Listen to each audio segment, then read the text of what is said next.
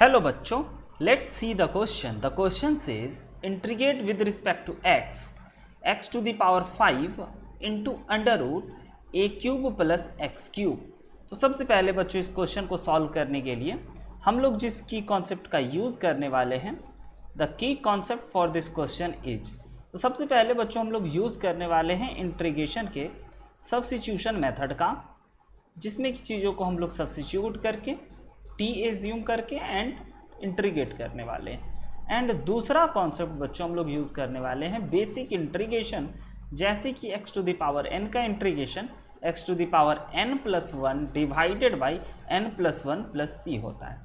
Now बच्चों अगर इस क्वेश्चन को देखा जाए तो हमें इंटीग्रेट करने को बोला गया है x to the power 5 into under root a cube plus x cube को x के रिस्पेक्ट में।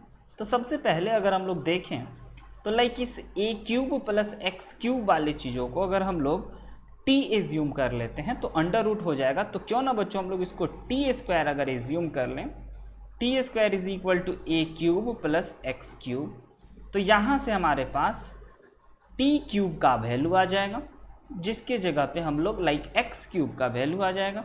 एंड एक्स क्यूब बच्चों इक्वल हो जाएगा टी स्क्वायर माइनस ए क्यूब के। एंड जैसे ही हम लोग टी एज्यूम करते हैं तो हमें डिफरेंशिएट भी कर लेना चाहिए। तो इसका डिफरेंशिएशन हो जाएगा बच्चों 2t into d t upon d x is equal to 3x square. ना अगर इसको सिंप्लीफाई करें then we have 2t into d t is equal to 3x square into d x.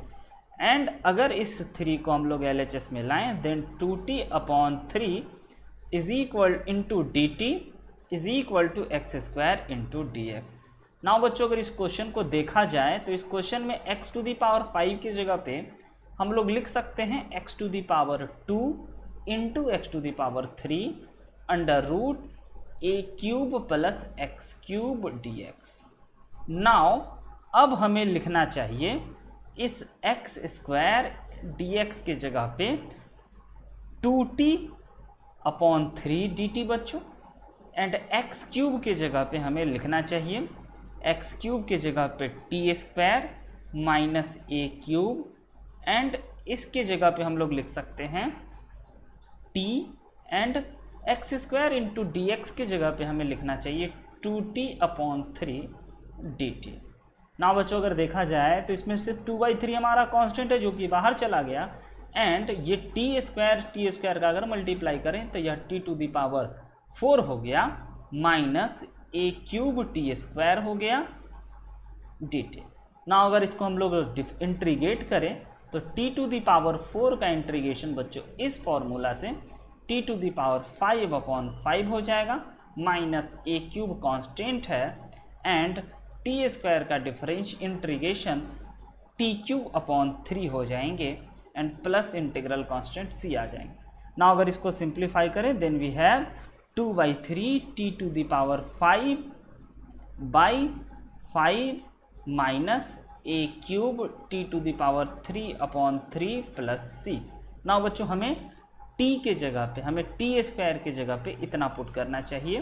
तो अगर इसके जगह पे हम लोग ऐसा पुट करें देन यह हो जाएंगे हमारे पास, ओवरऑल पहले सिंप्लीफाई कर लें, then we have 2 upon 15, and उसके साथ साथ हमें यहाँ पे लिखना चाहिए t, यानी कि t के जगह पे हम लोग लिख सकते हैं a cube plus x cube का पावर 5/2, क्योंकि बच्चों हमें t स्क्वायर का वैल्यू इतना है तो t हो जाएगा अंडर रूट, एंड उसी प्रकार से minus A cube as it is हमने लिख दिया, एंड t क्यूब के जगह पे हम लोग लिख सकते हैं a cube plus x cube का पावर हमारे पास हो जाएंगे 3/2, एंड डिनोमिनेटर में बच्चों 3 plus c is the final answer.